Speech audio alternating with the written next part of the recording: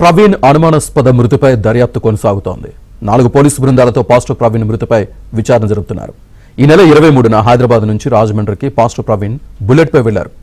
రాజమండ్రి సమీపంలోని కొంతమూరు దగ్గర అనుమానాస్పదంగా మృతి చెందారు. దీంతో దారి పొడవునా అన్ని సీసీ ఫుటేజ్లను పోలీసులు పరిశీలిస్తున్నారు. మరోవైపు ప్రవీణ్ బుల్లెట్ ను క్రాస్ చేస్తూ వెళ్లిన రెడ్ కలర్ కారు ఎటు వెళ్ళింది అనే కోణంలో దర్యాప్తు చేస్తున్నారు. So are you available? ఇంకా అగో అగో అక్కడ చూడండి, అటు వెళ్ళిపోయింది, పొగొచ్చినట్టు చూసి మరోసారి రీప్లే చేయండి. అది లేకుండా అన్నీ ఆగే. పాస్టర్ ప్రవీణ్ అనుమానాస్పద మృతిపై పోలీసు దర్యాప్తు కొనసాగుతుంది. దీనికి సంబంధించి మరింత సమాచారాన్ని మా ప్రతినిధి రాజబాబు అందిస్తారు. హైదరాబాద్కు చెందిన పాస్టర్ పగడాల ప్రవీణ్ అనుమానాస్పద మృతిపై పోలీసులు ఇప్పటికే వేగవంతంగా దర్యాప్తు చేస్తున్నారు. కొవ్వూరు డీఎస్పీ దేవకుమార్ నేతృత్వంలో మరో డీఎస్పీ మొత్తం 4 సిఐలు 8 మంది ఎస్ఐలు 4 బృందాలుగా ఏర్పడి ఇప్పటికే పలు ఆధారాలు కీలకమైన ఆధారాలు కూడా సేకరించి విచారణ మాత్రం వేగవంతంగా జరుగుతున్నారు. అంటే ఈ నెల 24వ తారీఖున పాస్టర్ ప్రవీణ్ హైదరాబాద్ నుంచి బుల్లెట్పై రాజమండ్రి వచ్చారు కాబట్టి ఇక్కడ ప్రమాదం జరిగిన ప్రాంతం వద్ద కూడా కీలక ఆధారాలు పోలీసులు సేకరించారు. పాస్టర్ ప్రవీణ్ పోస్ట్ మార్టం నివేదిక కూడా మరో 2 రోజుల్లో వచ్చే అవకాశం ఉంది. ఈ నేపథ్యంలో పూర్తి స్థాయిలో విచారణ జరిపి వాస్తవాలు బయట పెట్టాలనేది కూడా ఇక్కడ పాస్టర్లు కావచ్చు, దళిత సంఘాల నేతలు కావచ్చు డిమాండ్ చేస్తున్నారు. ఈరోజు మహాసేన రాజేష్ కూడా కొవ్వూరు డిఎస్పీ దేవకుమార్కి వెళ్ళి వినతిపత్రం సమర్పించడం జరిగింది. విచారణ పారదర్శకంగా నిర్వహించాలి, సీసీ ఫుటేజీలో పూర్తి వివరాలు బయట పెట్టాలి అనేది కూడా మహాసేన రాజేష్ వెళ్ళి డిఎస్పీ దేవకుమార్ కూడా వినతిపత్రం ఇవ్వడం జరిగింది. ప్రస్తుతం అయితే కనుక పోలీసులు విచారణ అయితే కొనసాగిస్తున్నారు. అంటే 24వ తారీఖున రాత్రి 11:30 నుంచి ఇక్కడి నుంచి ఏదైతే ప్రమాదం జరిగిన ప్రాంతం వద్దకు వచ్చేసరికి 11:42 అయింది. అంటే మొత్తం ఈ 12 నిమిషాల్లో చాలా కీలకంగా పోలీసులు పరిగణిస్తున్నారు. కొవ్వూరు దగ్గర సీసీ ఫుటేజ్ని సేకరించారు, అదేవిధంగా ప్రమాదం జరిగిన ప్రాంతం దగ్గర కూడా సీసీ ఫుటేజ్ని సేకరించారు. ఈ 2 సీసీ ఫుటేజీల ఆధారంగా ఈ 12 నిమిషాల్లో ఏం జరిగిందనేది మాత్రం పోలీసులు చాలా కీలకంగా భావించి దర్యాప్తు అయితే చేస్తున్నారు.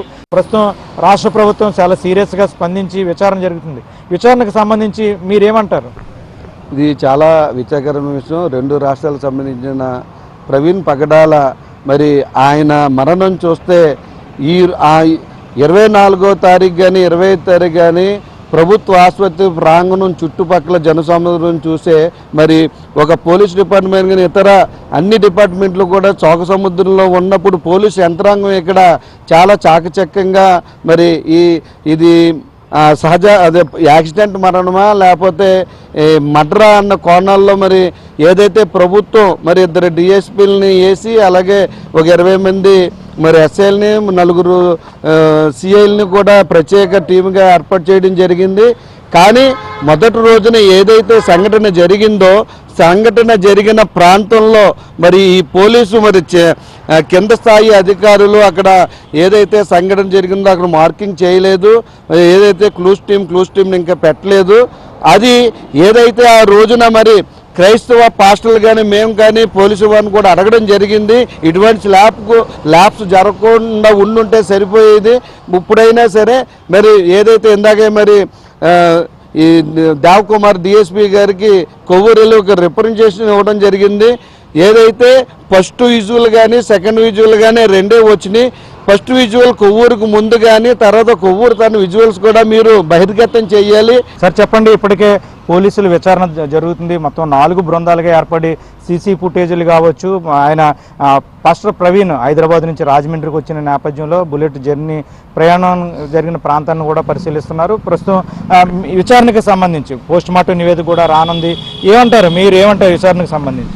ఇది చాలా దురదృష్టకరమైన ఇన్సిడెంట్. అయితే ప్రవీణ్ పగడాల గారి యొక్క మరణం ప్రజల్లో, ప్రభుత్వం మీద, అదే పోలీస్ యంత్రాంగం మీద అనుమానాలు రేకెత్తించేలాగా ఉండటం, అదే ఉద్దేశాన్ని పాస్టర్లు, క్రైస్తవులు, దళిత సంఘాలు, అనేక సంఘాలు కూడా మాట్లాడడం జరిగింది. కారణం ఏంటంటే ఏదన్నా ఒక పెద్ద ప్రామినెంట్ పర్సన్ ఆయన అక్కడ చనిపోయినప్పుడు ఆ సీన్ ఆఫ్ అఫెన్స్ని ఎందుకు సీరియస్గా తీసుకోలేదో ఇప్పుడు కూడా ప్రజలకు అర్థం అవ్వట్లేదు.